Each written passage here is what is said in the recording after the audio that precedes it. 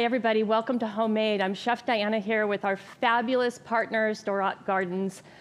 So excited about this product today. Cannot wait to cook with these delicious items and prepare a classical veal piccata with a couple of chef's high-quality shortcut tips. And so pleased to be here with Mary today in the chat. Hi, Mary. Hello. I'm so excited to be here. I have not cooked with a lot of veal before, so I'm excited. This is my intro. You are in for a treat. Perfect. Yeah, we'll dine later. It's delicious. And so thank you so much. I'm so excited about this product. I've actually been using this product for quite some time. And even professional chefs, people think, oh, we have to do everything from scratch and buy the freshest available products. Well, this is the freshest available product because it's flash frozen at its highest quality and stored properly, packaged and stored for easy, really easy use and not perishable at all. You keep it in the freezer until you're ready to use it. So I've been using this product for a long time, mostly the garlic and the ginger. And now there's so many more options available. So we have, tons of different herbs. We're using the parsley today, but there's dill, there's cilantro. We're also using one that I haven't used before, and I'm super excited about it, and that is the sauteed glazed onions. So again, mostly I have been using the garlic and the ginger, and I like to use the ginger in both sweet and savory dishes. I also had the absolute pleasure and luxury and feeling so grateful for a recent trip I took to India for a yoga retreat. And for that 2 weeks that we were in the yoga retreat, one of the main beverages available was water with ginger and fresh lemon juice in it. And that, here at Homemade, we talk about how food really is medicine. And I don't eat that way like I ate in India the whole time. Like, I'm super excited about the butter and the wine that we're using in today's recipe. But I'm a firm believer in food as medicine and that we need to moderate, okay? So yes, indulge. We're using a really wonderful, sort of a high quality, more of a, maybe people would think elegant product today like veal. A lot of people don't cook with a lot of veal. Well, you should. It's a great special occasion product. And we're using some butter and we're using some wine. Absolutely. But drinking this lemon ginger tea, hot or cold for 2 weeks. It's an Ayurvedic, sort of a cleansing thing that is known in Ayurvedic medicine to sort of be really good for your gut and your system. And it really made a lot of difference. So when I came home, I was like, okay, I want to continue with this lemon and ginger journey that I'm on because it feels so good. My body felt good. And I went back to some of my regular diet, the wine and the butter, which is fine. But I continued to drink the lemon and ginger tea, and I used this product because it was so easy rather than getting up in the morning. We're all busy, and grating the ginger, that's a wonderful way to go, but how convenient it was to just do this little lovely product and just pop, drop, and you're done into some hot water. So I'm continuing that journey. Thank you so much to Dorot for helping me with that. And I could talk to you for the next hour about the wonderful uses of these products, but we're gonna get cooking here pretty quickly. Woohoo! And super excited. So make sure and put your questions, comments, tips in the chat. I learned so much from all of you. And whenever I teach these classes, I always learn from the people that are watching. So don't be shy, let Mary know what's up, and then Mary's also connecting some good links and things for you to use in the chat. I sure am. All right, I'm so excited. Let's get cooking. I know, me too. Okay, you want me to get cooking? Can I just say one more thing about this first of all? Yes, totally. My husband and I met in culinary school. We've been professional chefs. He went more into the service part of the business, and I was more a chef my whole career. And later, when we had children and we were busy and the kids were young, he is much more of a purist than I am when it comes to cooking. He'll have a tendency to do things more by scratch. And so it's just kind of a funny story when I started bringing these products into the home and putting them in our freezer, how I was using, like I said, the garlic and the ginger all the time. And he wasn't using them. And I would notice, and I would know when I'd need to restock because I was the only one that was using them. My children were not cooking, or they were older at that time and out of the house. And all of a sudden I noticed that these products I was going through them quite a bit quicker than I was using them. And he said, I asked him, I said, have you been using the Dorot products? And he said, yeah. And I said, they're really good, aren't they? Sort of an And he easy barrier to entry. And you know who's going through them? I mean, I use them a lot, but you know who's going through them faster than me now? Him. A classic. So, Suddenly yeah. you don't have to deal with the garlic chopping and the mincing. Yeah, and all and he that. was actually probably going to join class today, Mary, so let me know if you get any snarky comments about that. Like, Okay, I'm not using them as perfect. fast as you. You're using them Okay, as Chef fast as me." Diana's hubby. We'd love to see you in here. Okay, so let's talk about veal for a moment. I have, the veal piccata is a classic dish, and you can use other proteins, or you could use a plant-based protein. So lots of options. So I love this recipe. It's a fabulous recipe. It's really, really easy. And again, high quality, simple shortcuts that we're using today with these fabulous Dorot products. And so I made this with a turkey tenderloin, which is something that you can find in most grocery stores. And it usually comes sort of pre-packaged, not with the packages that they're putting together and assembling in the butcher department at the grocery store, but the ones that come in packages. So look in the turkey chicken section, and you can find these turkey tenderloins. I made this same preparation, exactly this recipe at home, using a turkey tenderloin, and it was fabulous. And I just cut the turkey tenderloin to these nice thin slices. So piccata is typically done with a very thin slice of meat. And then we also did it with fish. We did it with some sole. So a thin piece of white lean fish, exactly the same preparation. It cooked a little bit faster because it's a lean fish. Absolutely delicious. So we're going to introduce you to the classic veal piccata today, and then you feel free to modify on your own. All right? So classically, a veal piccata is dredged in a flour. So we have some all-purpose flour here. And I have not seasoned the flour because I wanted to show you and talk about a couple of different ways to do this. You can season, meaning salt and pepper, directly onto your meat product and then put it in the flour, or you can season the flour. So that's what I'm going to do today, just so that you could see a different way than what's written in the recipe. They both work. You can season the flour and then dredge into the seasoned flour. I typically do it this way, and I just find for the way that I season, I find that my seasoning gets a little more evenly coated when I do it this way, when I put the seasoning directly into the flour. So if you feel like you have a really even hand and you can season directly over your meat product, great, go ahead and do that. And then dredge it in the flour after. Either way works. So, you know, experiment. Sometimes as a professional chef, especially if we're cooking in a restaurant for a lot of people or we're cooking for a group, we actually taste the raw flour and see if we have a good amount of seasoning on there. So you can do that. There's nothing, I mean, a little taste of raw flour is not gonna hurt you. Speaking of flour, there are options for gluten-free versions of this. Rice flour works really well for coating. So if you have a gluten sensitivity or somebody you're cooking for has celiac or really has to stay away from gluten, you could use a rice flour. You could use a different sort of like a nut flour. Almond flour is a good choice. That's going to add a tiny bit of sweetness, not too much, but just a tiny bit. I've also found a gluten-free panko breadcrumb in the grocery store that I love. So panko breadcrumb is a Japanese breadcrumb, and you have to look for the gluten-free one, but it's made out of rice flour. So it's a little crunchier than rice flour is going to be, and it's absolutely delicious, and I love it. Do we have something in the chat, Mary? We do. Ruby's asking, can whole wheat flour be used for Absolutely. a piccata situation? That's a great question. Absolutely. And also, if we have any bakers at home, I know sometimes we have more than just all-purpose flour around at home. All-purpose flour is just as it sounds. It's a wonderful flour for all kinds of things, okay? It's a versatile sort of middle-of-the-road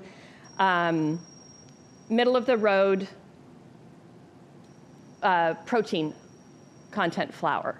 So that can be, if you're a baker and you have bread flour, pastry flour, or something around, that is acceptable too, okay? It's not gonna make a big difference. Our stove might be a little just temperamental at the moment. It might have some stuff on it. I think it's sensitive to water. Isn't it funny that there's no water, and I was really careful about what I was putting on there. I'm like thinking, is our dishwasher ready behind you? Not sure if you can catch this at home, folks, but in the world of downtown Seattle in our studio, we hear weird noises all the time. We never know if it's us cooking or something else. Okay. Ruby in the chat is also asking, can we use fish steaks to create this dish? Yes. Sole is, I think, the fish that Diana was just mentioning. Yeah. That is delicious. It just cooks quick, so careful. Yeah, just keep your eye on the timer. Okay, I'll turn these pans down a little bit. Maybe they're saying, we're too hot. I don't know what it is. We'll just do that. Well, what do you know? Well. Voila, my magic wand. Perfect. It stopped. I don't know if you were hearing that at home, but we were hearing a little beeping noise. So, okay, we're all good now. All I'm gonna have to right. turn those Thank you, pans up Chef. in a minute, though. We have to get a really nice sear on here. Uh-huh. So back to the breading, the dusting. I want to do this right before I start to cook it. Okay.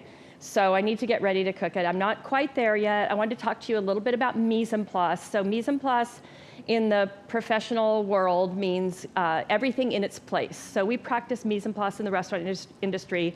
Therefore, when I retired and I left the restaurant industry, I went into education for a number of years. I still practice mise en place at home just to save yourself some time. So you want to make sure that you have everything. Everything's kind of measured out. It's handy. It's ready to go. You have all the ingredients, and you kind of have a plan. So because this dish is somewhat temperamental with our timing, and we're going to do some multitasking, I wanted to make sure that I had everything in my recipe ready to go and properly within my reach, so that once we start cooking, I'm not like, oh, shucks, I forgot that in the refrigerator, right? I have to go over to the refrigerator and get it, or out to the freezer, or wherever it is. So you want to make sure mise en place means everything in its place. I really like to practice that, and I practice that at home as well. So we're pretty much ready to go. The beans today, we're going to serve this with these lovely garlicky Dorot enhanced beans sauteed that are absolutely delicious. They're going to take actually a little bit longer than the veal. The veal is cut really, really thin, and it's going to cook pretty quickly. Veal is delicious. It is a red meat product, but it's a little leaner. It's a little whiter in color. It's not so dark red in color. And we don't want to overcook it because it will dry out very quickly. So we want to make sure and not overcook it. So we're going to go ahead and get the beans started. I'm going to cross my fingers and turn the heat up again and hope that's okay with our stove. We're going to add a little bit of olive oil to the pan. So we have some lovely olive oil here. A little bit of olive oil. And then for this recipe, we want to make sure that the oil's hot.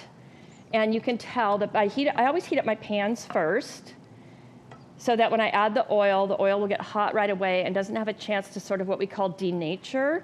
When we add oil, a good quality oil like we're using today, in olive oil, and any olive oil will work, or a neutral oil, you want to make sure that the pan is hot first, because if we add the oil to a cold pan, the oil has to heat up. It takes longer to heat up, and as it's heating up, the good qualities in that oil kind of break down and start to deteriorate. So it is important that your pan is hot. Obviously not too hot, because sometimes, and I've done this numerous times, and maybe some of you have as well, when you add the oil to a pan that's too hot, it just immediately smokes, and then it's denaturing. That's not a good thing. Sometimes it smokes and catches on fire. We really want to avoid that for sure. So super important to just make sure your pan's hot, but not too hot. So I put the oil in. I saw that it got kind of thin and wavy. That's implying that my pan is hot. And then I turn the heat up a little bit from there, because I do want a nice hot pan to begin with. So oil is hot, pan is hot. And then we're going to, Richard, you have a good shot on these lovely products. We're going to start with the garlic here. And this is what's so fun about these. They come packaged like in these great little packages, and literally you just pop out what you need. So we're going to, from the freezer, directly from the freezer, we just pulled these out. And so into the pan goes the garlic, and then the onion portion is a little bit bigger because the onions are a little less intense, and these are already sauteed onions, so we're just going to warm them in the pan and toss them around. I have the Teflon pans here, so I'm going to use a wooden utensil so I don't scrape the pan. And everyone at home, always remember to check the label of which Dorot product you're using. I have made the mistake of dropping and dunning a garlic cube right into my smoothie in the morning before and thought, what is happening? How did this happen? And then I went, same color. You know what? Though, So you're getting some really good antioxidants. It's so true. Yeah. It was it felt more like a shot and less like a delicious smoothie. I snacked on all day. So really getting a wonderful scent off of those products in the pan as they just start to warm up and cook. Loving that.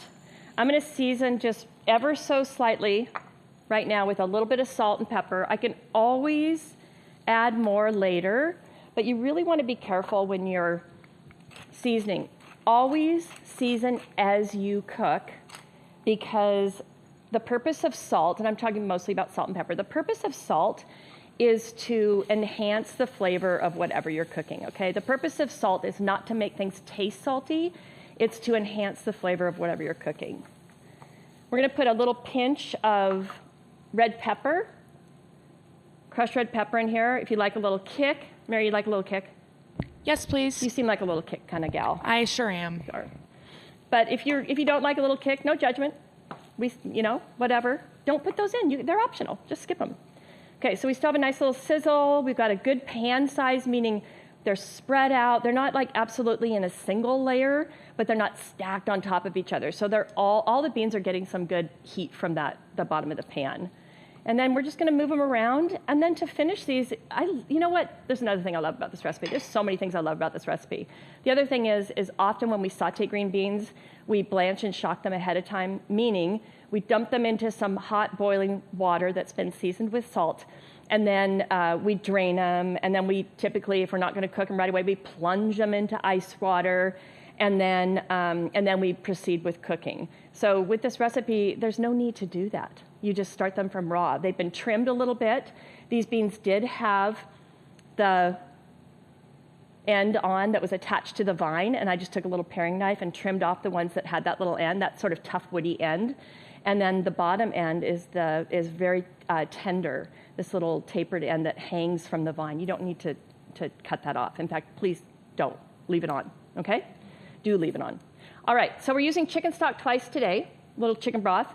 I'm gonna pour some broth into the pan, and then I'm just gonna cover them. So these are gonna steam as we cook the veal in there, and that's all there is to it. We'll adjust the seasoning at the end.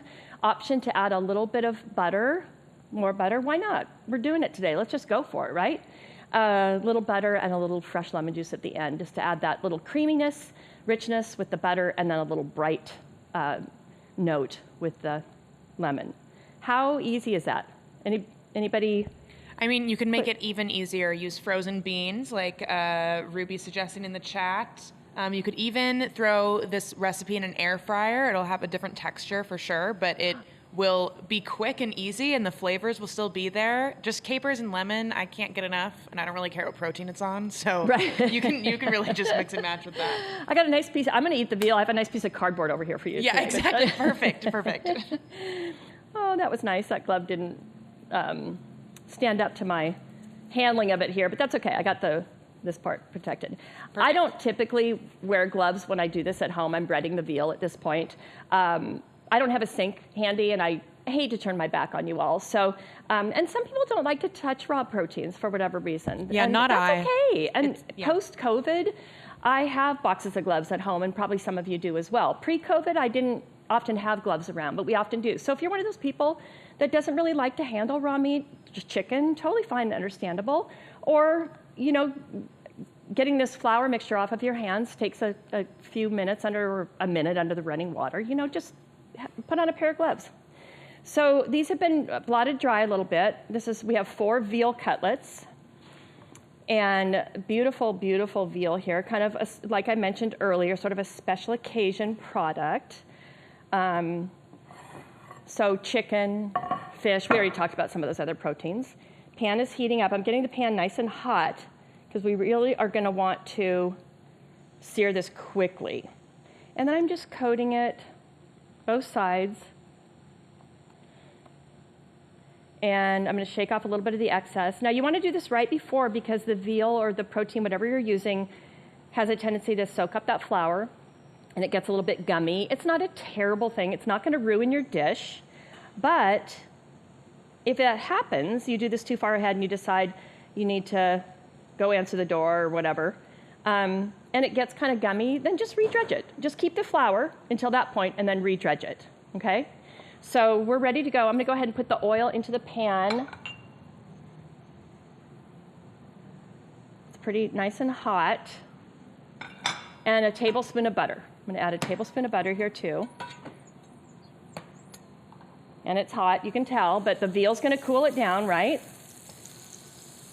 And I'll shake off the excess flour, and once the butter is melted, I'm going to go ahead and add these cutlets to the pan.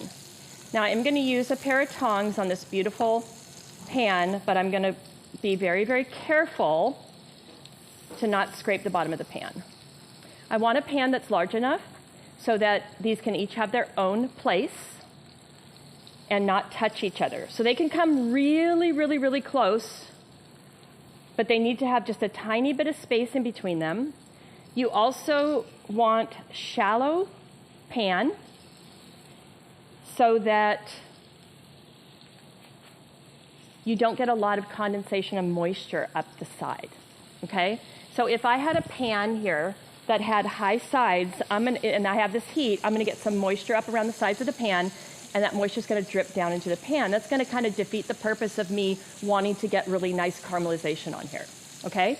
Now, please, please, please, if you've had your raw meat in here and you dredged it, you need to throw this away.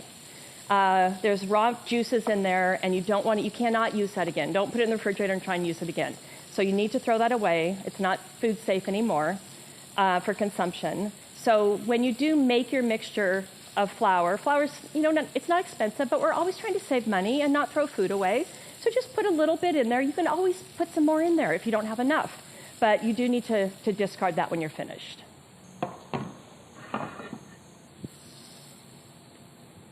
Okay, Gosh, so it already smells so amazing in here. Doesn't it smell good? Yeah. I have not used the Dorot sauteed onions before, and that's normally like my meditation to get into the rest of my cooking.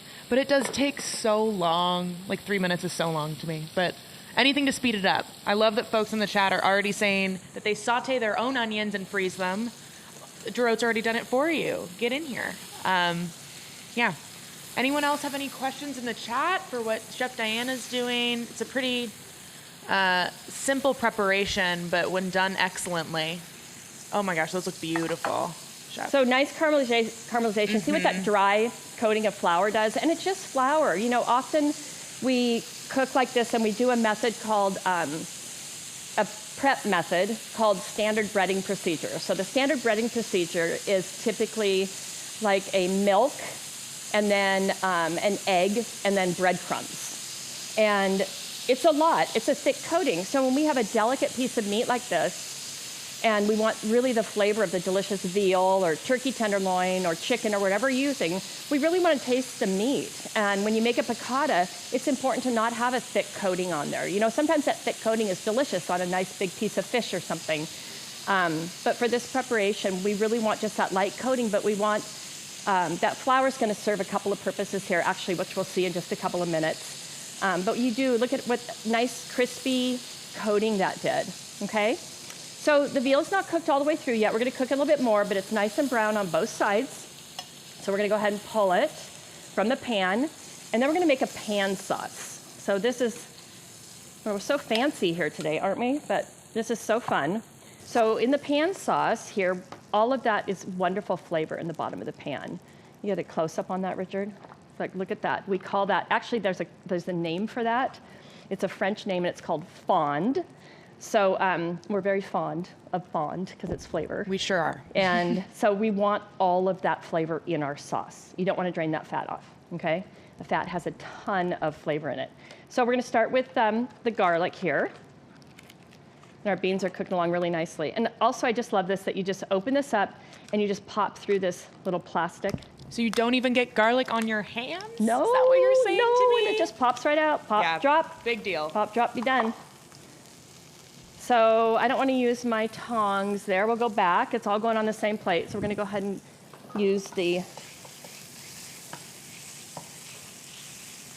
spatula to get that wonderful Dorot garlic going there, fragrant. Someday, we're gonna have the power of smelling through the TV, aren't we? Yeah, I've been working on my smell-o-vision product. Yeah, would you get on that, Mary? Yeah, I'll get right on that. Mary wears many hats around here. I do. Physically, I am wearing a baseball hat Physically today. too, physically and professionally. That was white wine that I poured in there. Wonderful. So we just deglazed, just dredged the little cutlets, whatever you're using, veal today, seasoned flour, nice browning on them, garlic until we smelled it. No, don't go too far. We want to make sure not burn the garlic. Garlic till you just smell it, and it gives off this wonderful fragrance. And then the white wine, what it actually did was sort of stop the cooking process and brought up all those little brown bits on the bottom. Look at, they're all released from the bottom, and they're introduced into our sauce, adding so much flavor, just layers and layers and layers of flavor. So lots and lots of stuff going on in there.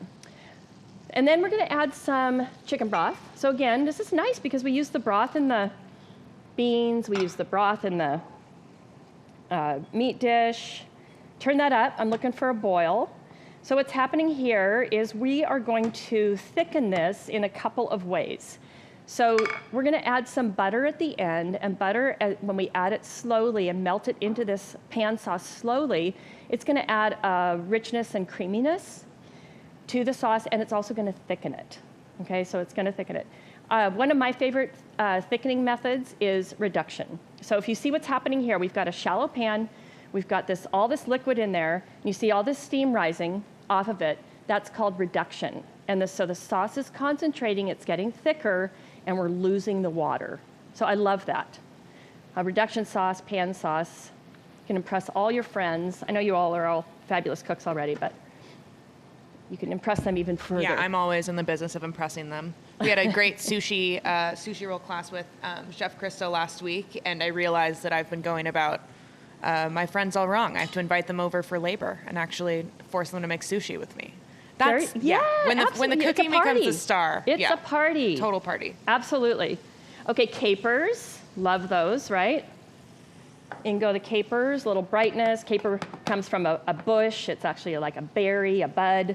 And then we're gonna stir in some more butter, and then we need the lemon juice. So nice, juicy lemon. And I'm gonna turn the sauce down at this point a little bit because I don't want the butter to separate. I want it to swirl in and what we call emulsify. This is a really juicy lemon. Each lemon has approximately 2 to 3 tablespoons of juice, and our recipe calls for a 1/4 cup of juice. So the math on that is actually fairly easy. A 1/4 cup of juice is 4 tablespoons. So that big juicy lemon one was perfect for that, perfect. And then we're gonna adjust our heat just a little bit. I want it to come back up. It was getting pretty hot there. So we're doing some multitasking in the kitchen today. And multitasking is something that will really help you not only feel successful, but be successful when you're cooking.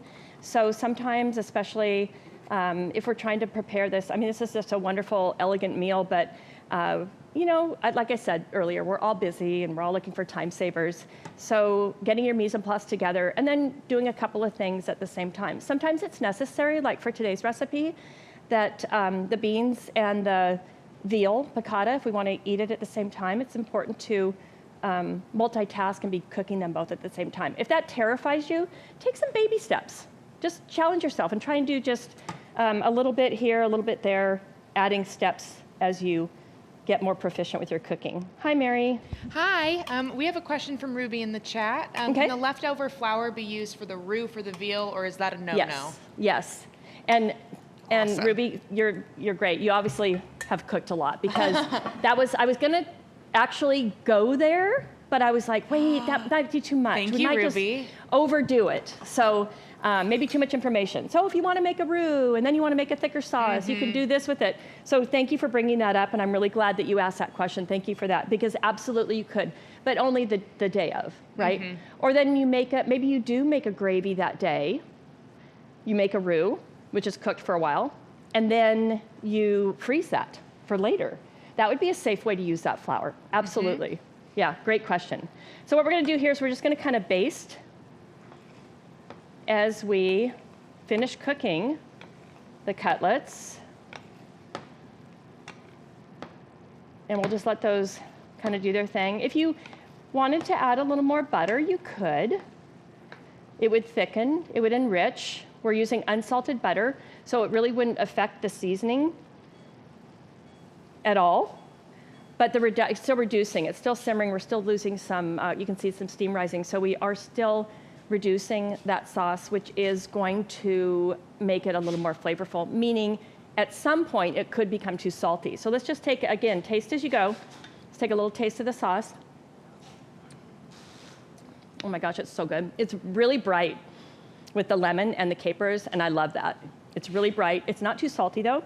I'm actually gonna turn it up just a little bit to get a little thicker and a little more flavor concentration. We also have one more lovely product to use. We're going to use this chopped parsley, and it is, again, there's so many herbs available, but this one is a really, parsley's kind of a staple. We use a lot of parsley.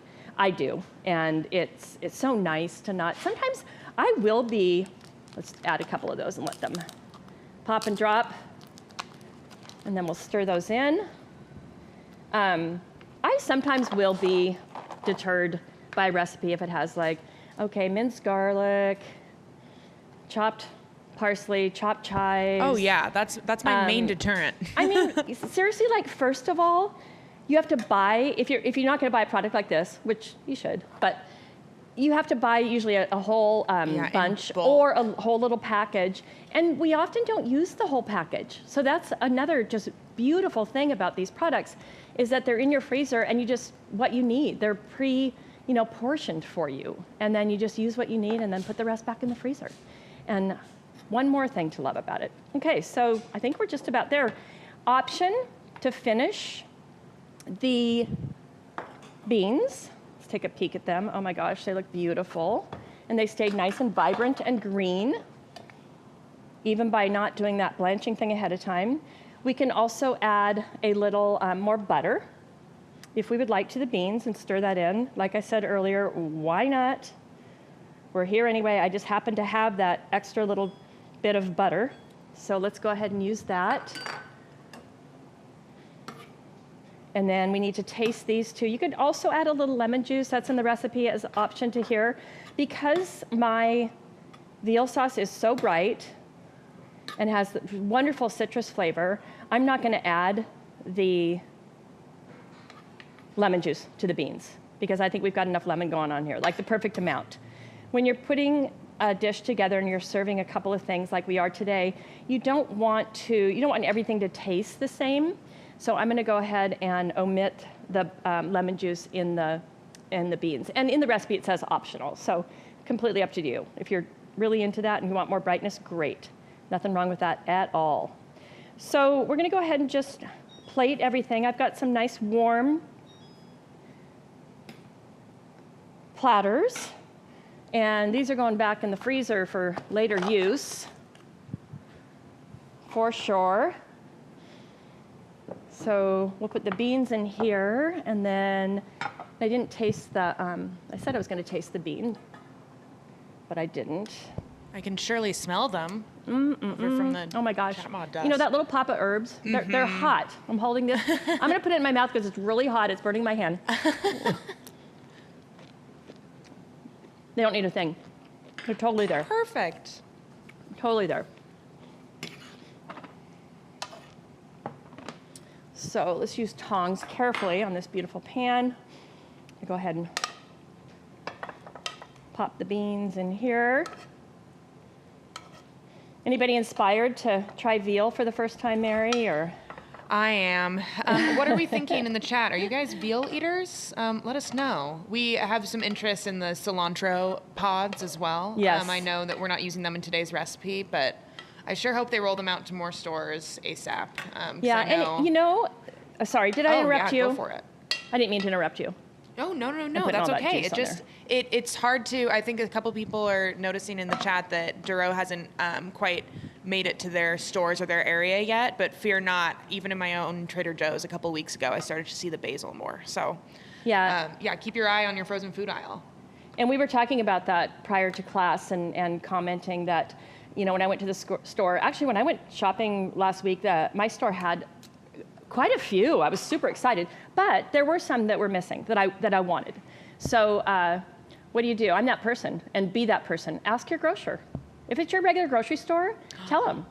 You know, Yes, I don't see the basil. I use it a lot. I'd really like the basil. And tell them, and you know, any good grocer would be interested really in finding interested those things for you. in getting it for you, right? Definitely. Okay. Well, there's my serving. Wow, that was beautiful. Isn't that delicious looking? Oh yeah. I feel like this would be great with a pasta with an entire French baguette to soak up the sauce. I'm like looking for additional carbs where I can. I'm like trying to be like, oh my we gosh. were talking about that too. Okay, so first of all, let me just back up to the grocery store. Where do we find these? In the fruit and vegetable aisle, in the frozen section, and they should be in there somewhere. So. It's pretty easy to find. I love the packaging. You know, it kind of stands out. It's colorful. A lot of the fruits and vegetable packages in my grocery store are kind of large, so they're nice because I love the labels because you can see them, but they're a small item, so they kind of stand out even in that way, which sounds really weird. That it's small that's your grocery store experience. Yeah, they're pretty easy to find. I mean, it works, and so so definitely look for them there. And what was I coming back to? What did you say earlier? You said something else. I was gonna circle back, and I didn't because I'm bread, more carbs for Mary. Yes, yes. So pasta is often served with piccata. It's often a side dish. So pasta, you know, some kind of a great rice is fine. Rice would be great. Couscous. What is couscous? It's basically pasta. It's made out of the same ingredients that pasta is. It's just the tiny grain. That would be delicious. And then, what about a really nice, lovely, rustic, crunchy outer crust, interior bread? Yeah, like one of those beautiful Italian loaves of bread, and either just sliced fresh or lightly grilled. Maybe put make a little garlic herb butter with some Dorot products, and then stick it on the grill for a minute or under the. Don't even get us started on a compound butter. I know. Okay, we'll get all into it. We're into it. And then something I also did at home when I made these beans was I added a little, at home I did a little toasted almond on top just because there's nothing really crunchy. I always like a little crunch of something, so your crunchy bread would do that trick in this dish. But I had some toasted almonds at home. I often have toasted nuts around in the freezer or something because I use them a lot on salads and things like that, in rice pilafs. And so if you had something crunchy, we had some cashews here today, so a little toasted salted cashew I think would add a nice crunch on top of there. And personally, sure, that starch or that bread would be delicious, but for me, there's nothing wrong with what we have here, right? People are saying in the chat, this is a feast. Yeah. It is. Yes. And do we need mashed potatoes? No. Do we like them and want them and would eat them? Yes. Very much. But, you know, it's enough. So, again, if it's one of those days and you're in a hurry, you've got it, just like this. And look how fast we did all that from start to finish. You know, often when we do cooking classes, we need to do swap outs because things take a long time in the oven. Maybe they're super easy, but they take a lot of time in the oven or whatever. But we did that from start to finish in such a quick amount of time. So key, high quality shortcuts like the Dorot, and you have those, you do your mise en place ahead of time, and you've got a fabulous meal, whether it's something elegant with veal or you pick up a turkey tenderloin or a chicken breast, absolutely delicious. And so, plate it up. Hardest part of my job. And doesn't it make a beautiful plate too? Look at that. Oh, yeah. Yeah. Oh, yeah. And then you gotta have that spoon, right? For the sauce, which would be good over the beans too. Wow, you can really see the texture of the breading. That looks delish. Look at that. So the flour, I may have mentioned this, but I'm just going to mention it again. The light coating of the flour does numerous things. It adds that coating. It helps us get a good sear initially and moisture held into the veal or chicken or turkey, whatever you're using, tofu, whatever you're using. It helps it retain that moisture. And then when we make the sauce, it adds as a thickener to the sauce too. So what we did was we spooned the sauce over it while it was cooking to complete the cooking and heat it all the way through. And then some of that flour was helping to bind the sauce as well, to act as a little bit of a thickener, a slight thickener. I don't know if you noticed as we were cooking along, but when we initially started with the sauce in the pan and we started our reduction with it, it was really thin, which is great. Really thin, and that as we did that reduction method and added a little bit of butter for both richness and creaminess and thickness, the flour also acted with that in helping to thicken the sauce. So look at what it turned out to be, quite a bit thicker than when we started, right? Oh yeah. Okay. It's looking so good. Wow, folks are saying great tips. Now I don't have to order veal out. I can make it at home. And ask your butcher, it's not one of those items that is always found in your butcher's case already packaged. Sometimes it is, but often you have to ask for it or it's behind the case. I mean, in the case, but you have to ask the butcher for it. But don't be shy about asking for it and letting them know that you're interested in it. If you haven't tried it and you are a red meat eater, I highly encourage you to try it. It's so good. It's so good. Just be careful, cook it quick, don't overcook it. And enjoy it. This was so fun. And again, it was really easy for me to stand behind these lovely products that I've used for quite some time. I'm gonna take a bite and then I'll tell you about our next class. Do you have anything to say while I eat, Mary? That I'm jealous, that I can't wait to be up there eating with you after we end the stream. Keep going. Let's see. That people are excited that you did share after all. We were thinking maybe that entire plate was just for you, but you know. Did I mention that veal is really tender too? God, I can't wait to get in there. Don't you have anything else to say? Normally I do, but I know that you want to keep eating, so. I'm super excited. So we have another class coming up on 4/17, ham, cheese, and green chili pupusas. Oh, yum. Okay, that sounds great. Amazing. Thank you all for joining us today. We so appreciate it, and we love to hear from you. Let us know if you end up creating some veal magic in the next couple days. Please do let us know. Thank you so much. And remember, you can watch on demand, tell all your friends. Thank you, Chef Diana here at Homemade with our lovely partner, Dorot, and gardeners. And take care, eat well, be well. Thank you. See you guys later. Bye. Bye.